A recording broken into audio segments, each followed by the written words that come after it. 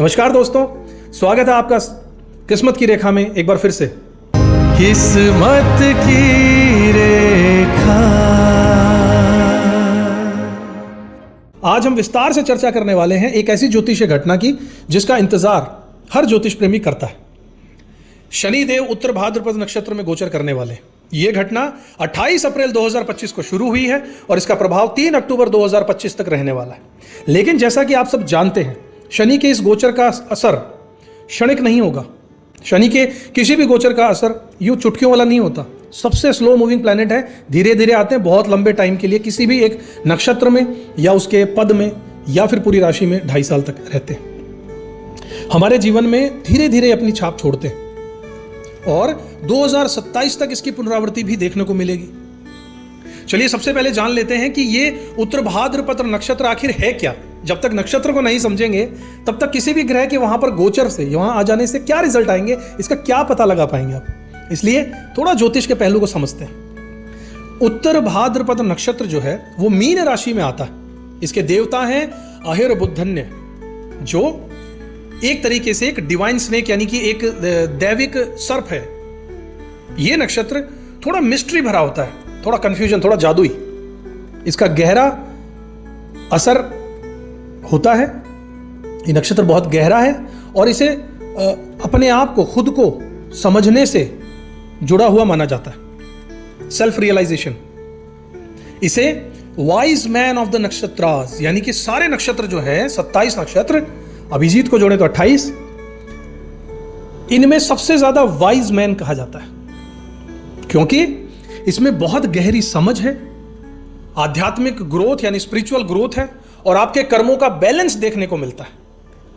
इसकी एनर्जी हमें अपने अंदर झांकने, खुद को समझने और पुराने कर्मों का हिसाब किताब करने के लिए पुश करती है, यानी आपको धकेलती है। अपने अंदर जाओ, समझो अपने आप को। इसका सिंबल जो है वो है बेड यानी कि पलंग, बिस्तर।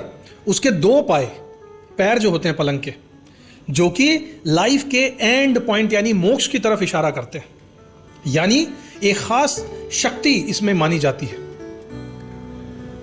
वर्षोद्यमी शक्ति, जिसका मतलब है बारिश लाने की पावर, बारिश लाने की ताकत। यह नक्षत्र लाइफ के बड़े सवालों के जवाब ढूंढने, छुपे हुए राज समझने और लाइफ में स्टेबिलिटी लाने में बहुत मदद करता है।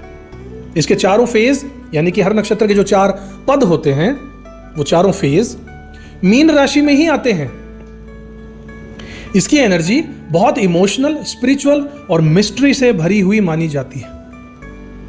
इसके देवता अहिर्बुद्धन्य माने जाते हैं, जो कि पानी के राजा हैं, जल के देव हैं, जिससे पता चलता है कि यह नक्षत्र बहुत गहराई, पेशेंस और छुपी हुई स्ट्रेंथ को दिखाता है। पानी के ऊपर से देखकर यह नहीं बता सकते कितना गहरा है अंदर, इसलिए अंदर गहराई तक जाना और पानी की गहराई को नापना, यहां पे हम अपने मन की, अपने अंदर की गहराई को नापने की बात कर रहे हैं। यह नक्षत्र आपको यह सिखाता है। असल में यह नक्षत्र हमें आत्मा की ग्रोथ, लाइफ के अल्टीमेट गोल्स और कर्मों के बैलेंस की याद दिलाता है। मतलब यह नक्षत्र आपको लाइफ में गहराई से सोचने, खुद को समझने और सही रास्ते पर चलने के लिए मोटिवेट करता है। शनिदेव अब जब यहां पर आ जाते हैं तो शनिदेव को कर्मों का कारक यानी कि लॉर्ड ऑफ द कर्मा कहा जाता है। जब वो इसी नक्षत्र में आ जाए, यानी ये नक्षत्र के स्वामी भी शनिदेव ही हैं। हर नक्षत्र का कोई एक स्वामी ग्रह होता है, इस नक्षत्र के मालिक खुद स्वयं शनिदेव ही हैं। तो शनिदेव अपने ही नक्षत्र में उत्तर भाद्रपद में जब आ रहे हैं तो ये समय बहुत पावरफुल और ट्रांसफॉर्मेटिव हो सकता है। जीवन में बदलाव, ये ट्रांजिट हमें मजबूर करता है कि हम अपनी लाइफ में गहराई से झांके अपनी जिम्मेदारियों को समझें और जो भी गलतियां या अधूरे काम हैं उन्हें सीख कर आगे बढ़ें, वो गलतियां दोबारा ना करें।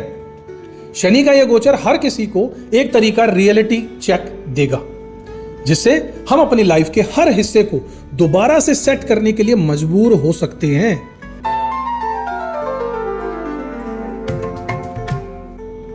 साथियों, यहां पर शनि आपके चौथे घर में ट्रांजिट कर रहे हैं। इसका सीधा सा असर आपके घर परिवार, आपकी मां, आपकी प्रॉपर्टी और इमोशनल सिक्योरिटी पर पड़ने वाला है। इस समय आपको घर की जिम्मेदारियां पहले से ज्यादा महसूस हो सकती हैं और घर के छोटे बड़े काम, मेंटेनेंस या परिवार के सदस्यों की जरूरतें अचानक बढ़ सकती हैं। कई बार ऐसा भी लगेगा कि वर्क लाइफ बैलेंस बिगड़ रहा है, यानी ऑफिस और घर दोनों की डिमांड एक साथ बढ़ सकती है, जिसमें थकावट या स्ट्रेस फील हो सकता है।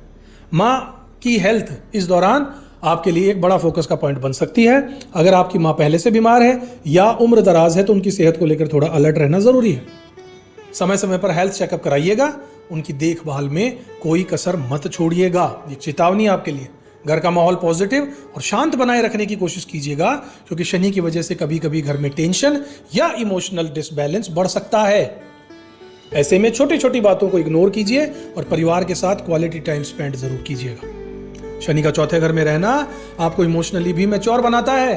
कई बार लोगों को ऐसा लगेगा कि आपको अपनी फीलिंग शेयर करने या खुलकर बात करने में दिक्कत हो रही है, लेकिन यही वो समय है जब आप अपने अंदर की स्ट्रेंथ और स्टेबिलिटी को डेवलप कर सकते हैं।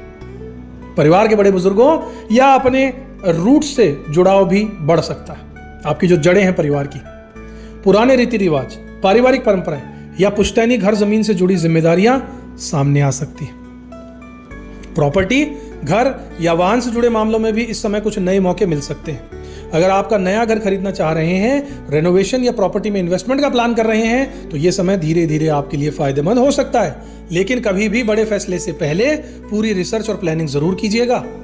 फाइनेंशियल मैनेजमेंट में भी प्रैक्टिकल अप्रोच रखना चाहिए, अनावश्यक खर्चों से बचना चाहिए और अपनी सेविंग्स पर फोकस जरूर करना चाहिए। इमोशनल बैलेंस बनाए रखने के लिए मेडिटेशन, योग या कोई भी रिलैक्सिंग एक्टिविटी बहुत मददगार रहने वाली है।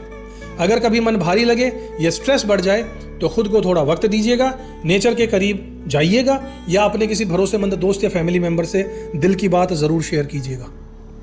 ओवरऑल शनि का चौथे घर में रहना, ये ट्रांजिट आपको लाइफ में जिम्मेदारियां, इमोशनल ग्रोथ और परिवार के साथ गहरा कनेक्शन सिखा के जाएगा। अगर आप पेशेंस, केयर और पॉजिटिव सोच के साथ में इस समय को बिताएंगे तो धीरे धीरे घर में सुख शांति और इमोशनल सिक्योरिटी जरूर बढ़ेगी। साथियों, बात कर लेते हैं उस सेगमेंट की जिसका आपको बेसब्री से इंतजार रहता है, वो है उपाय। समस्याएं तो बता दी, उपाय क्या है वो नहीं बताए। चलिए बताता हूं कुछ रेमेडीज। तो हर शनिवार को पीपल के पेड़ के नीचे सरसों के तेल का दिया जलाइएगा, आराम मिलेगा। ओम नमः शिवाय और शनि चालीसा का पाठ शुरू कर दीजिए। काले तिल और कंबल का दान कीजिए। अपने कर्मों को सही दिशा दीजिए, क्योंकि यही असली उपाय होता है। दोस्तों, आज के इस वीडियो में हमने जाना कि शनि का उत्तर भाद्रपद नक्षत्र में जो गोचर है वो आपके जीवन में कितना गहरा और दूरगामी असर डालेगा। यह ट्रांजिट सिर्फ एक ज्योतिषीय घटना नहीं है, बल्कि एक बड़ा कार्मिक शिफ्ट है जो हर राशि और लग्न के लिए कुछ न कुछ नया लेकर आएगा। शनिदेव का यह समय हमें सिखा देगा कि कर्म, जिम्मेदारी और आत्मविश्लेषण ही सही सफलता की एक्चुअल कुंजी है, लॉक की चाबी है। उत्तर भाद्रपद नक्षत्र की ऊर्जा हमें गहराई में सोचने, पुराने पैटर्न्स को छोड़ने और जीवन में सच्ची स्थिरता और संतुलन लाने के लिए प्रेरित करती है। इस दौरान अगर आप अपने कर्मों को सही दिशा में लगाएंगे, धैर्य और अनुशासन बनाकर रखेंगे, तो शनिदेव निश्चित ही आपको अच्छे फल जरूर देंगे। वहीं अगर आपने शॉर्टकट्स लिए, जीवन में गलत रास्ता अपनाया, तो यह समय आपके लिए चुनौती भरा हो सकता है। हर लग्न और हर राशि के लिए यह ट्रांजिट अलग अलग क्षेत्रों में बदलाव जरूर लाएगा। कहीं करियर में नई जिम्मेदारियां देगा, कहीं रिश्तों में परिपक्वता, तो कहीं आर्थिक या मानसिक स्तर पर गहरा परिवर्तन। लेकिन एक बात सबके लिए समान रहेगी, यह समय है अपने भीतर झांकने का, खुद को और अपने कर्मों को समझने का और एक नई शुरुआत करने का। अगर आपको ये वीडियो पसंद आया हो तो लाइक और सब्सक्राइब जरूर कीजिएगा, ताकि ऐसे ही और महत्वपूर्ण जानकारी आप तक समय समय पर हम पहुंचाते रहें। अपने अनुभव या सवाल कमेंट में जरूर लिखिएगा। मैं पूरी कोशिश करूंगा कि हर सवाल का जवाब आपको जरूर दूं। याद रखिएगा, शनि देव न्याय प्रिय हैं, जो जैसा करेगा वो वैसा भरेगा। तो अपने कर्मों को सकारात्मक रखिए, पॉजिटिव रखिए, अपने जीवन में अनुशासन और ईमानदारी लेकर आइए और शनिदेव की कृपा से जीवन में आगे बढ़ते रहिए। अगले वीडियो में फिर से मिलेंगे एक नई ज्योतिषीय चर्चा के साथ। तब तक के लिए अपना ध्यान रखिएगा, अपने कर्मों पर विश्वास रखिएगा, हमेशा आगे बढ़ते रहिएगा और कमेंट बॉक्स में जाकर लिखिएगा जय शनिदेव, जय श्री राम। किस्मत की रेखा